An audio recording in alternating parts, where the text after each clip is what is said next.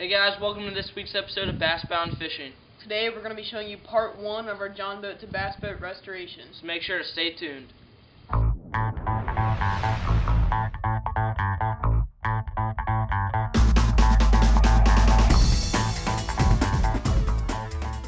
About 3 months ago, we were looking around trying to find a John boat because we wanted to open up our opportunities for bass fishing.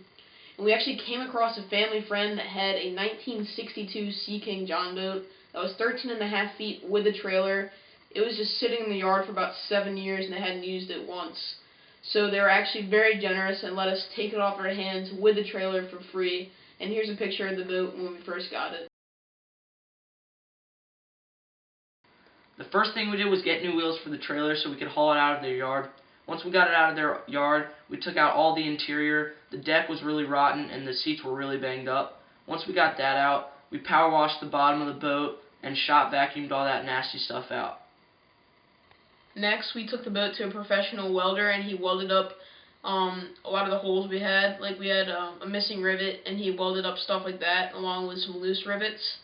And then we brought it back home and we bought some truck bed liner called Herculiner and we coated that on the bottom of the boat. It's this really thick substance that really helps to seal all the rivets. We just wanted to make sure we weren't going to have any leaks. And from there the boat still looked pretty ugly and we knew we wanted to put on some paint.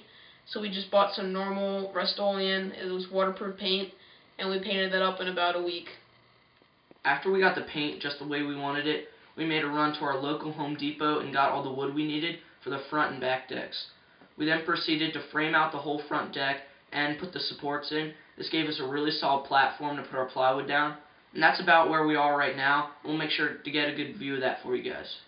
Alright, so we got the front deck all framed out here. We made it as sturdy and as lightweight as possible. We planned it out for a while. So what we got is we got 4 horizontal 2x4s and 1 long 2x4 vertically. And we had it like that first, and it was pretty stable. But just to make it even more stable, we put 2 4x4s underneath to support our weight even more. And this is about the sturdiest we could have gotten this deck.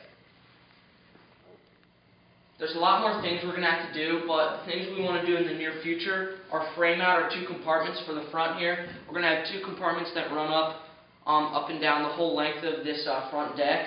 Also, we're going to have our middle deck drop down a little lower than our front deck, and then it's going to be bumped back up for our back deck right here. We still got to frame both the back and the middle deck out, and we're going to have to put plywood on both of those.